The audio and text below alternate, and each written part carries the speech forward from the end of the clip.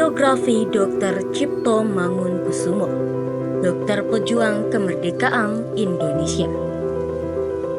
Dr. Cipto Mangunkusumo dikenal sebagai dokter yang gigih memperjuangkan kesehatan rakyat, sekaligus kemerdekaan Indonesia.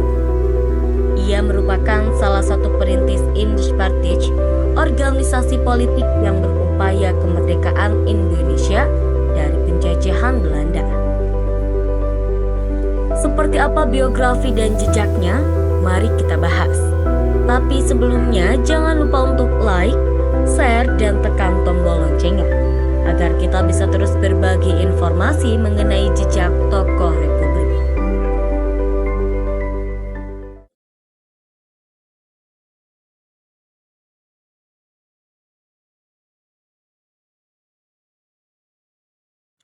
Namanya kini diabadikan sebagai salah satu rumah sakit terbesar di Indonesia, yaitu RSUPN Dr. Cipto Mangunkusumo di Jakarta. Dr. Cipto Mangunkusumo atau yang lebih dikenal sebagai Cipto Mangunkusumo lahir di Jepara pada 4 Maret 1886. Ia merupakan putra dari Mangunkusumo, seorang pejabat pemerintah di Jepara, dan R.A. Suratmi. Sejak kecil, Cipto menunjukkan kegemaran belajar yang tinggi. Ayahnya yang juga seorang guru sangat mendukung pendidikannya. Pada usia 6 tahun, Cipto mulai bersekolah di Europese Leger School, sekolah dasar untuk anak-anak pribumi yang diselenggarakan oleh Belanda. Ia dikenal sebagai siswa cerdas dan berhasil lulus dengan nilai terbaik. Cipto kemudian melanjutkan pendidikan di School tot Opleiding van Indisch Artsen, sekolah kedokteran untuk pribumi pada masa Hindia Belanda. Selama menempuh pendidikan di Stovia, ia belajar dengan tekun dan memiliki kepedulian tinggi terhadap kesehatan masyarakat. Sebagai dokter, Cipto tidak hanya mengobati pasien, tetapi juga memperjuangkan kesejahteraan rakyat. Karena dedikasinya, ia kemudian dijuluki sebagai dokter rakyat.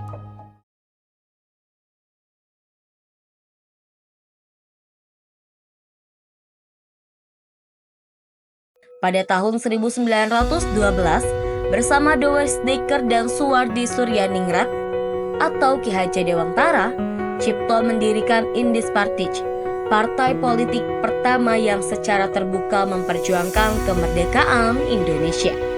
Sayangnya, aktivitas politiknya membuatnya terus diawasi pemerintah kolonial.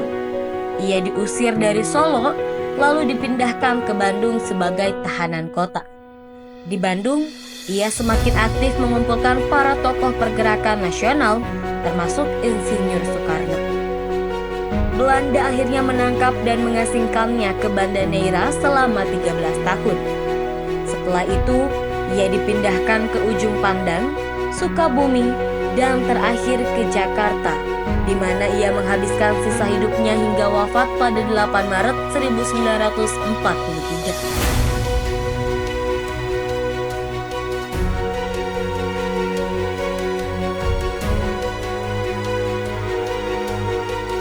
Pada tahun 1910, saat wabah pes melanda Malang, para dokter Eropa di Batavia enggan menangani pasien pribumi karena adanya diskriminasi rasial.